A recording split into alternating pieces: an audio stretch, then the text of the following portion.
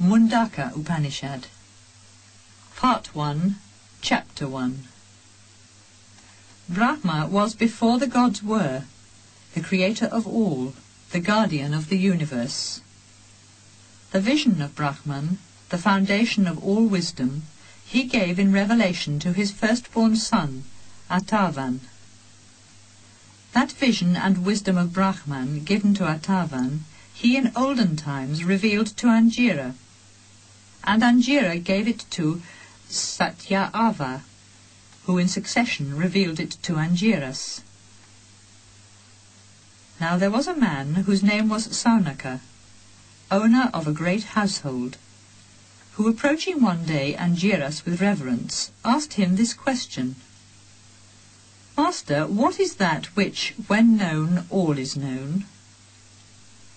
The master replied, "Sages say that there are two kinds of wisdom, the higher and the lower. The lower wisdom is in the 4 sacred Vedas, and in the 6 kinds of knowledge that help to know, to sing, and to use the Vedas. Definition and grammar, pronunciation and poetry, ritual and the signs of heaven.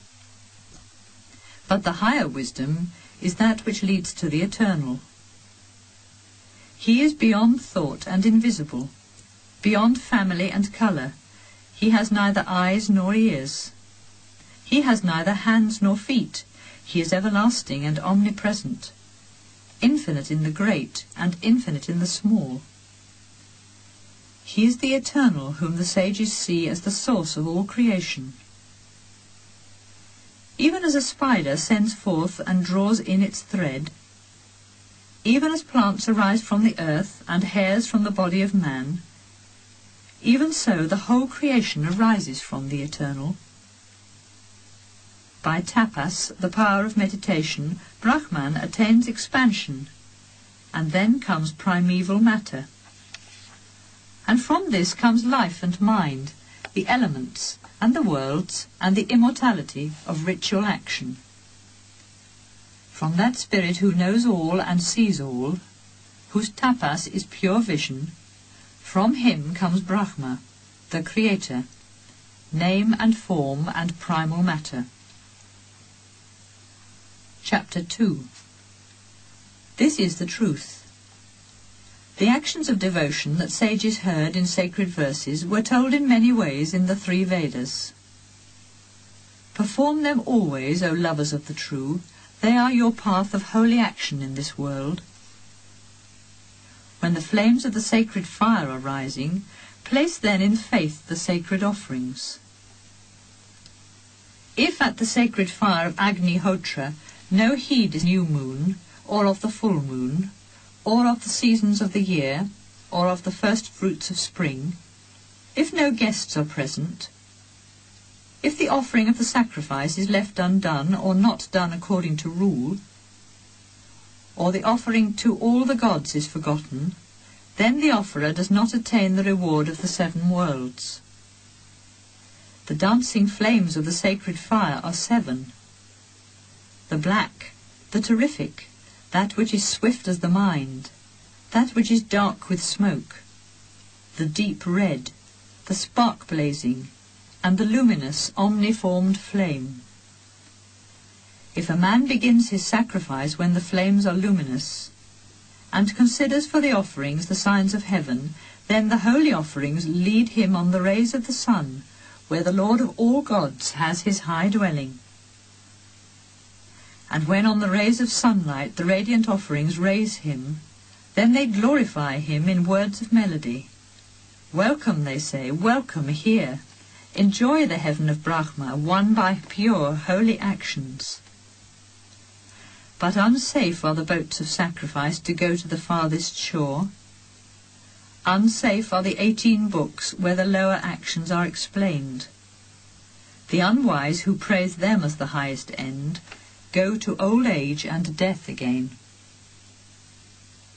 Abiding in the midst of ignorance, but thinking themselves wise and learned, fools aimlessly go hither and thither, like blind led by the blind. wandering in the paths of unwisdom, We have attained the end of life, think the foolish. Clouds of passion conceal to them the beyond, and sad is their fall when the reward of their pious actions has been enjoyed. Imagining religious ritual and gifts of charity as the final good, the unwise see not the path supreme. Indeed, they have in high heaven the reward of their pious actions, but thence they fall and come to earth or even down to lower regions. But those who in purity and faith live in the solitude of the forest, who have wisdom and peace and long not for earthly possessions, those in radiant purity pass through the gates of the sun to the dwelling place supreme, where the spirit is in eternity. Beholding the worlds of creation, let the lover of God attain renunciation. What is above creation cannot be attained by action. In his longing for divine wisdom, let him go with reverence to a teacher, in whom live the sacred words, and whose soul has peace in Brahman. To a pupil who comes with mind and senses in peace, the teacher gives the vision of Brahman, of the spirit of truth and eternity. Part 2. Chapter 1. This is the truth. As from a fire of flame thousands of sparks come forth, even so from the Creator an infinity of beings have life, and to him return again. But the spirit of light above form, never born, within all, outside all, is in radiance above life and mind, and beyond this creation's creator. From him comes all life and mind, and the senses of all life.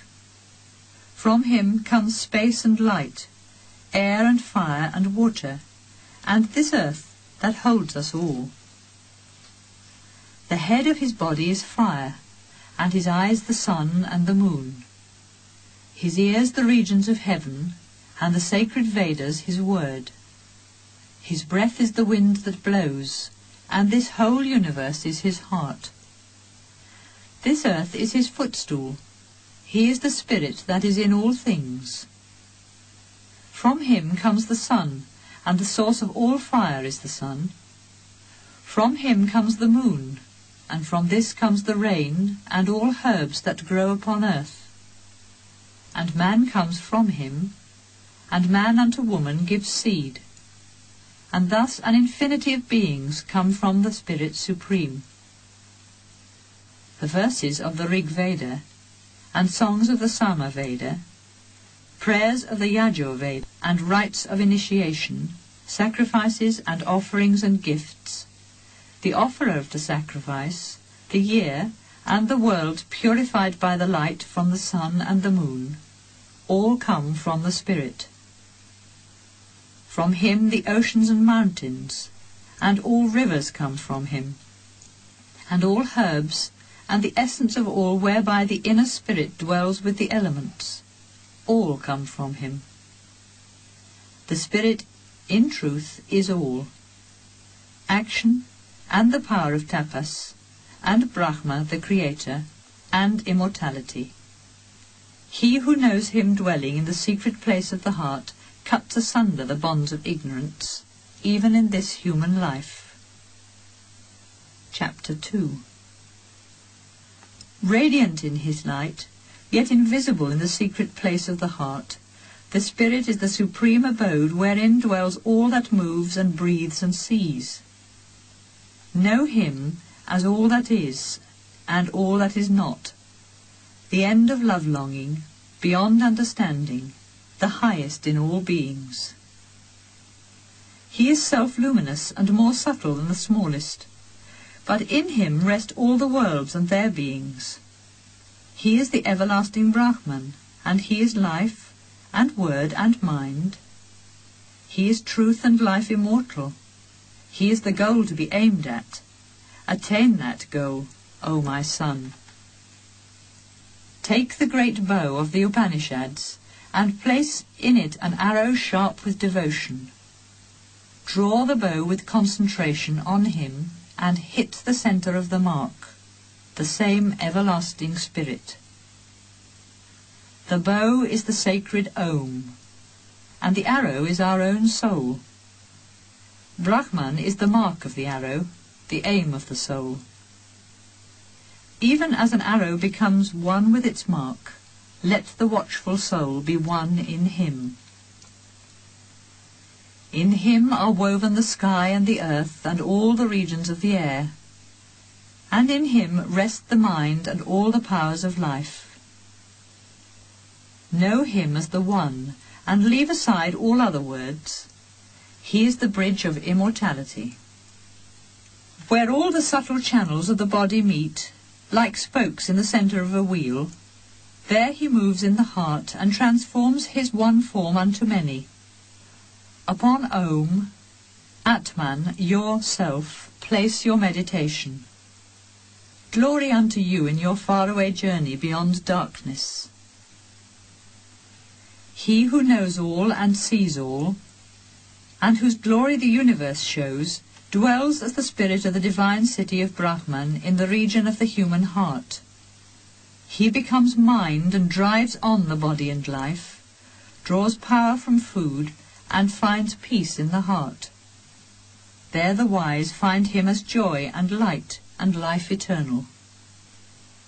And when he is seen in his immanence and transcendence, then the ties that have bound the heart are unloosened, the doubts of the mind vanish, and the law of karma works no more. In the supreme golden chamber is Brahman indivisible and pure. He is the radiant light of all lights, and this knows he who knows Brahman. There the sun shines not, nor the moon, nor the stars. Lightnings shine not there, and much less earthly fire. From his light all these give light, and his radiance illumines all creation. Far spreading before and behind, and right and left, and above and below, is Brahman, the spirit eternal. In truth, Brahman is all.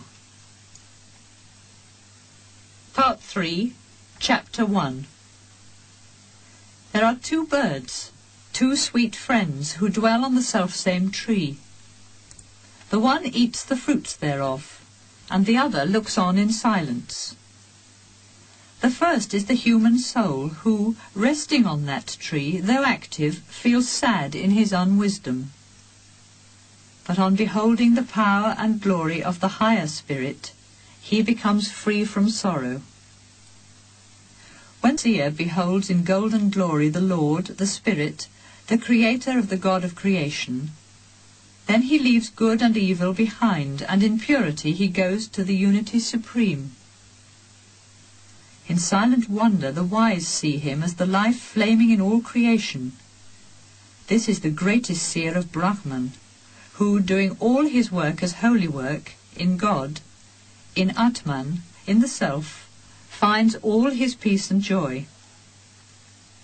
This Atman is attained by truth and tapas, whence come true wisdom and chastity.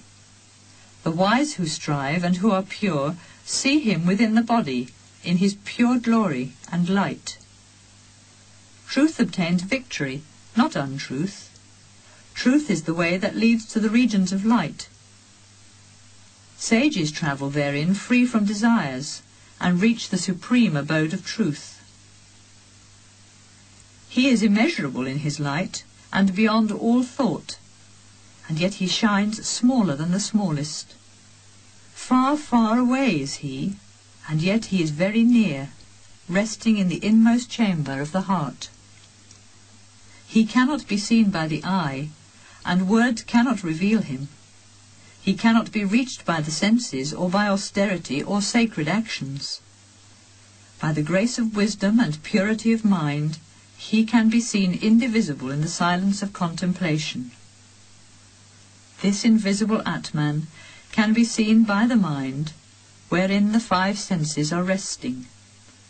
All mind is woven with the senses, but in a pure mind shines the light of the self. Whatever regions the pure in heart may see in his mind, whatever desires he may have in his heart, he attains those regions and wins his desires. Let one who wishes for success reverence the seers of the spirit.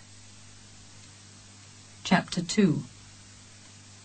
Then he knows the supreme dwelling of Brahman, wherein the whole universe shines in radiance. The wise who, free from desires, adore the spirit, pass beyond the seed of life in death. A man whose mind wanders among desires and is longing for objects of desire goes again to life and death according to his desires. But he who possesses the end of all longing, and whose self has found fulfillment, even in this life his desires will fade away. Not through much learning is the Atman reached, not through the intellect or sacred teaching. He is reached by the chosen of him. To his chosen the Atman reveals his glory. The Atman is not reached by the weak or the careless, or those who practice wrong austerity, but the wise who strive in the right way lead their soul into the dwelling of Brahman. Having reached that place supreme, the seers find joy in wisdom, their souls have fulfillment, their passions have gone, they have peace. Filled with devotion, they have found the spirit in all and go into the all. Those ascetics who know well the meaning of the Vedanta, whose minds are pure by renunciation, at the hour of departing find freedom in the regions of Brahman and attain the supreme everlasting life. The 15 forms return to their sources and the senses to their divinities. Actions and the self and his knowledge go to the supreme everlasting. As rivers flowing into the ocean find their final peace and their name and form disappear, even so the wise become free from name and form and enter into the radiance of the Supreme Spirit, who is greater than all greatness. In truth, who knows God becomes God.